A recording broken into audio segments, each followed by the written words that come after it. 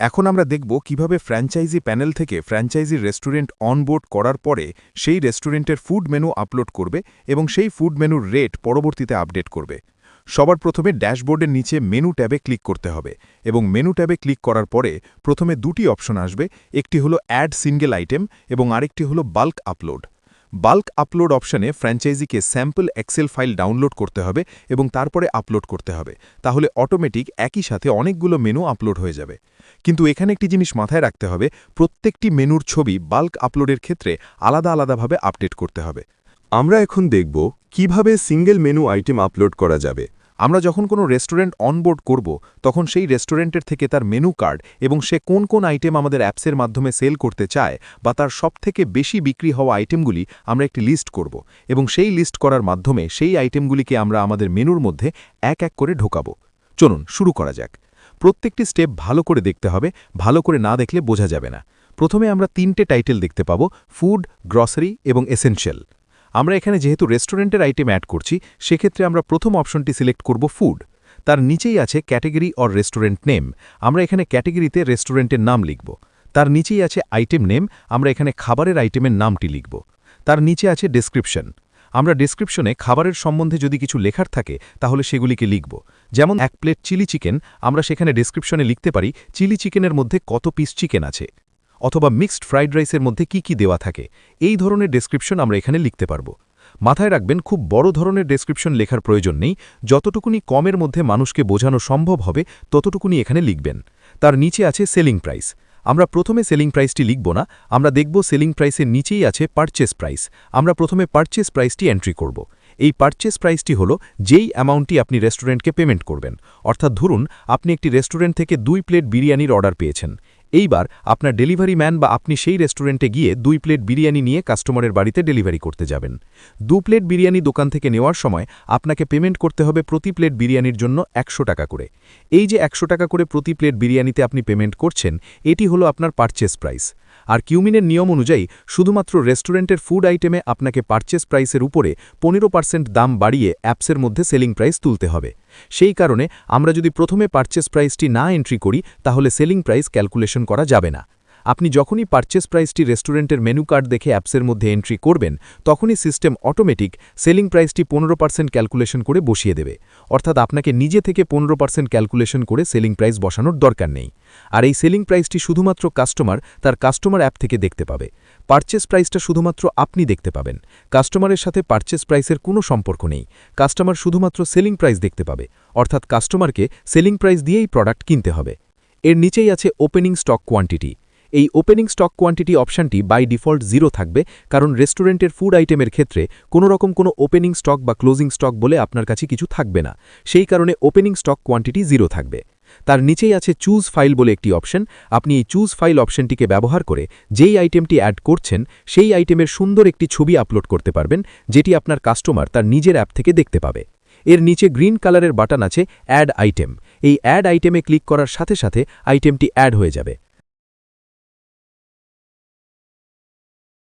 আমরা এখানে সার্চ অপশানে গিয়ে সমস্ত প্রোডাক্ট নাম দিয়ে সার্চ করে খুঁজে বের করতে পারব এবং ডাউনলোড অপশানে গিয়ে আমরা প্রত্যেকটি প্রোডাক্ট বা আইটেমগুলি একই সাথে ডাউনলোড করতে পারব।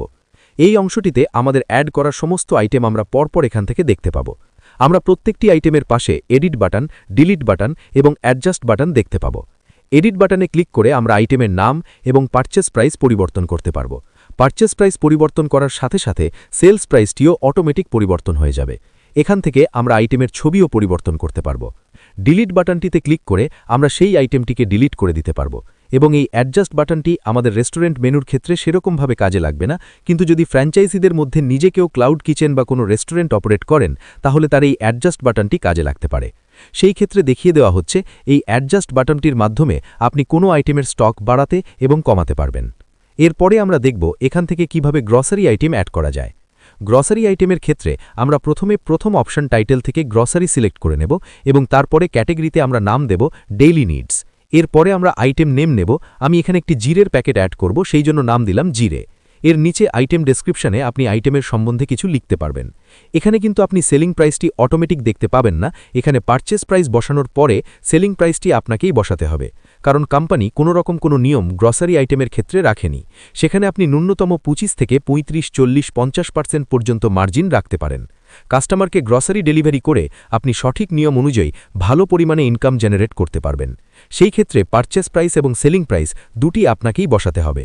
কাস্টমার কিন্তু শুধুমাত্র সেলিং প্রাইস দেখতে পাবে তার অ্যাপস থেকে। এর নিচে আছে ওপেনিং স্টক কোয়ান্টিটি। এই ওপেনিং স্টক কোয়ান্টিটি আপনি ব্যবহার করবেন তখনই যখন আপনি কোনো প্রোডাক্ট নিজের বাড়িতে বা গোডাউনে রেখে ব্যবসা করবেন।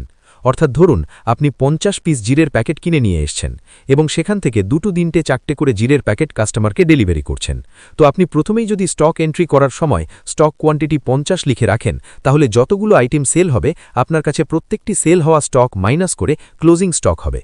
তার ফলে আপনি দেখতে পাবেন আপনার কাছে কত কোয়ান্টিটি মাল স্টকে রয়ে গেল এবং এখান থেকে আপনি দেখতে পাবেন কত টাকার মাল আপনার ঘরে রয়ে গেল। এর নিচে চুজ ফাইল থেকে আমি জিরের প্যাকেটের ছবি আপলোড করে দিলাম। এইবার আমি গ্রিন বাটনের অ্যাড স্টক আইটেমে ক্লিক করলাম এবং স্টকটিকে অ্যাড করে নিলাম। ঠিক এমনভাবেই আমরা কোনো জরুরি পরিষেবা অর্থাৎ এসেনশিয়াল আইটেমগুলি অ্যাড করতে পারব। এসেনশিয়ালের ক্ষেত্রেও ওপেনিং স্টক কোয়ান্টিটি বলে কোনো কিছু সংখ্যা থাকবে না, সেখানে opening stock quantity by default 0ই রেখে দিতে হবে। এছাড়া বাদবাকি সমস্ত সিস্টেম একই রকমভাবে এসেনশিয়াল অ্যাড করতে হবে। তাহলে আপনারা এখান থেকে দেখলেন যে প্রত্যেকটি আইটেম আমরা কিভাবে পরপর অ্যাড করব এবং সেটি আমাদের কাস্টমারকে দেখতে এবং বুঝতে সাহায্য করব।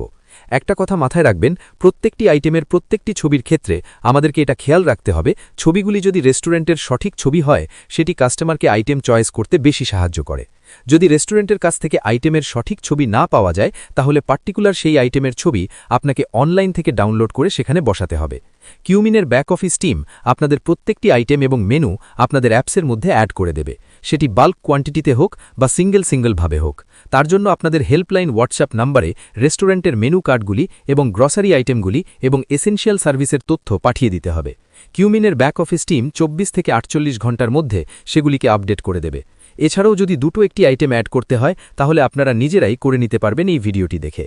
আশা করি আপনি এই ভিডিওটি দেখে আইটেম কিভাবে সিঙ্গেল অ্যাড করবেন সমস্তটি বুঝতে পারলেন।